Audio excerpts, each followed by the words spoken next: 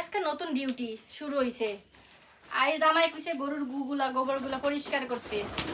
তো কি তা করাম, জামাই কত কাম করাইবো আইরে দিয়া। এই গরুর গুও এখন আমার ধরতে হইব। আসিলাম ঢাকার মাইয়া, এখন এসে গ্রামের বউ, এগুলো না করলে কি হইব? হায় রে কপাল কপাল, হায় রে কপাল আমার, কপাল আমার। কত কাম দিয়ে আমার দিয়ে করাইব, আমার কপালটাই খারাপ।